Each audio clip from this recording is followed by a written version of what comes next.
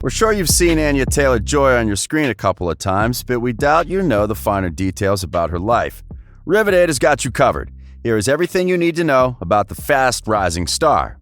Background: Anya Josephine Marie Taylor-Joy was born on the 16th of April in 1996 in Miami, Florida, the youngest of 6 children, though her family moved to Argentina shortly after her birth. When she was just 6, the family relocated again to London, England.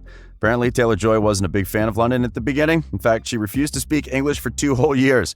Eventually, Taylor-Joy realized she'd have to get used to her new home, and she picked up English.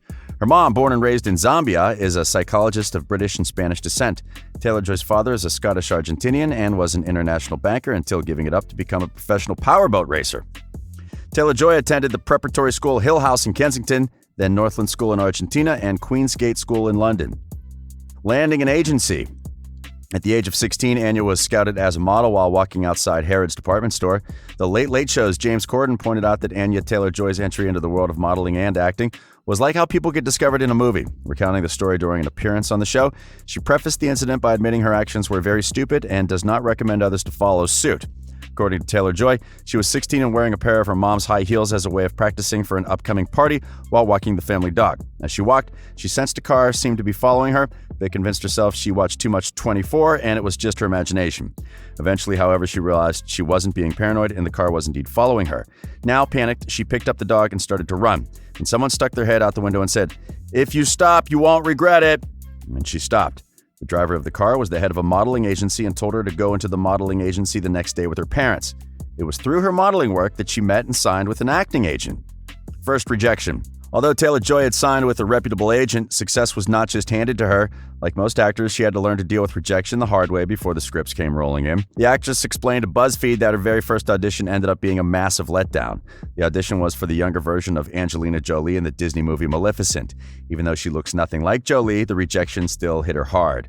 Luckily, Taylor-Joy didn't have to deal with rejection much after that, as she was cast in her first big film role shortly thereafter. Scream Queen.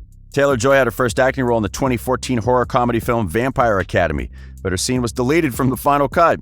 She then appeared in a 2014 episode of the detective drama series Endeavor and in multiple episodes of the 2015 fantasy adventure drama series Atlantis. She rose to prominence with the lead role as Thomasin in Robert Eggers' period horror film The Witch.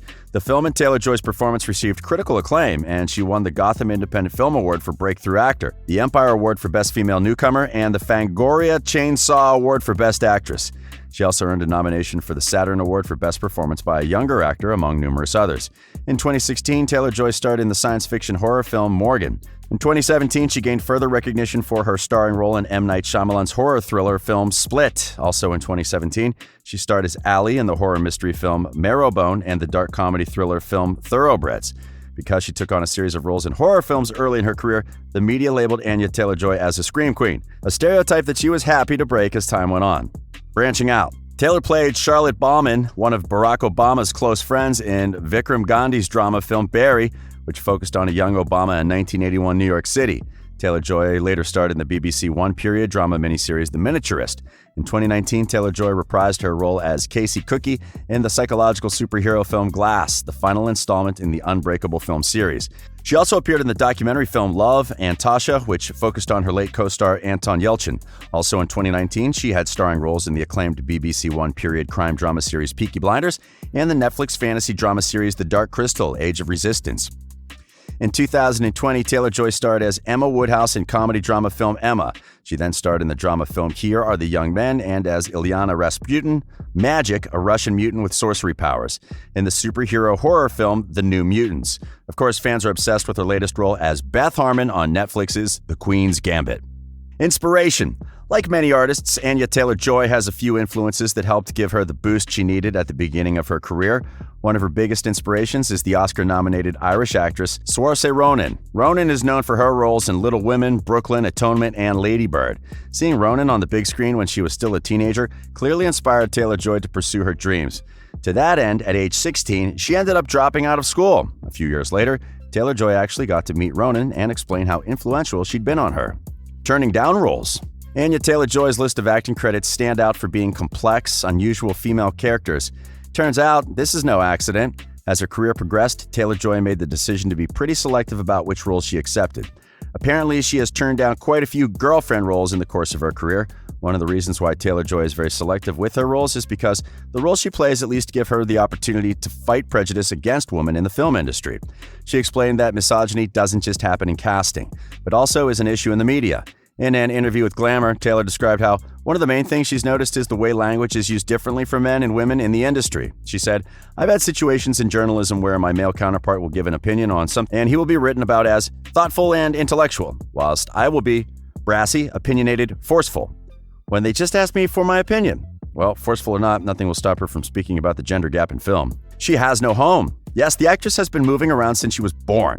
First from Miami to Buenos Aires, then to England, and now Anya divides her time in planes or hotels while shooting and promoting movies around the world. In 2016, she worked for different films at the same time, and her schedule only got crazier. She did Emma, had a day off, then she did Last Night in Soho, had a day off, and then it was The Queen's Gambit. Coping with stress and anxiety. Like many other celebrities with tight schedules, Anya Taylor-Joy sometimes has episodes of stress and anxiety. She revealed in a wide-ranging interview with Elle that she's developed some very specific strategies to help her cope. One of these is looking at herself in the mirror and giving herself a pep talk. She'll tell her reflection, "You need to get out and do this now." Another way she deals with anxiety is by indulging her love of candles. She said, "I was once on the verge of an anxiety attack, and I ran into Diptyque and bought some ridiculously expensive candles. It's the most absurd thing I've done." She also revealed how she handles stressful situations by putting things in perspective. When overcome with stress, she responds by taking a step back and saying, "No one is dying, you're not a surgeon, everything will be fine." Handling trolls. While her eyes are arguably the primary feature that sets her apart from other actors, Taylor-Joy told W magazine that she was once bullied on social media because of them. She recalled an instance saying, "I can definitely remember when Facebook was a thing and I was never aware that my eyes were far apart, and then someone tagged me in a picture with a fish and they were like, 'This is you because your eyes are like here.'" She went on to share that she kind of stopped looking in mirrors for a very long time following the hurtful remark. The positioning of her eyes meant that she struggled a bit with sports. She told W magazine that she couldn't see a ball that was thrown straight at her because her head was little and her eyes were almost at the side of her head. Now she has grown, and she told W magazine that she is a lot less awkward. She doesn't really care about her physical appearance anymore. Obsession with perfumes. Given that Anya Taylor-Joy is the face of Victor and Rolf's fragrance Flower Bomb Midnight, it shouldn't be surprising that the actor admitted to Vanity Fair that she's always been obsessed with perfumes. Well, according to Taylor-Joy, her really terrible eyesight has made her sense of smell very acute. That likely explains why she uses different fragrances to help her get in character for her roles. While playing Lily in Thoroughbreds, Taylor-Joy would dab a bit of vodka on her wrists because she felt like her character smelled a bit astringent, like alcohol. Scent is actually something that connects to her on a basic level. Taylor-Joy finds it pretty cool that all human beings have their own smell, and all fragrances will smell differently on people, and that is something she's interested in. Dramatic red carpets. Along with the acclaim that Anya Taylor-Joy received for her acting, she's also been widely praised for her bold, distinctive fashion choices on the red carpet, such as the vintage Bob Mackie wedding gown that she wore for the Los Angeles premiere of Emma. Red carpets give her the opportunity to be dramatic, and that comes as a plus because she loves dramatic things. According to Taylor-Joy, she'll typically start with a dress and use that as the basis on which to build an entire look. What's next? Taylor-Joy will next star as Sandy in Edgar Wright's psychological horror film Last Night in Soho. Principal photography began in May of 2019, and the film is scheduled for release in April of 2021. She'll also re-team with filmmaker Robert Eggers for a starring role in the historical revenge film The Northman, alongside Alexander Skarsgård, Nicole Kidman, and Willem Dafoe. The film is described as a Viking revenge saga set in Iceland at the turn of the 10th century. She's also attached to star in the horror film Nosferatu, a remake of the film of the same name, and her third collaboration with Robert Eggers in the drama film The Sea Change. In October 2020, Taylor-Joy was cast as the title character in the Mad Max Fury Road spin-off Furiosa. Dream role. Before she was discovered and became a model, Anya Taylor-Joy studied ballet, and she danced ballet really hardcore for a very long time. She admitted she missed having dance as a part of her life. She has said in multiple interviews that she would love to go back to dancing, and her dream role is something that involves a lot of dancing. Boyfriend. Previously, it was reported that Taylor-Joy was engaged to actor, filmmaker, and model Ewan Mackin. He directed the 2020 film Here Are the Young Men, which stars the New Mutants actress.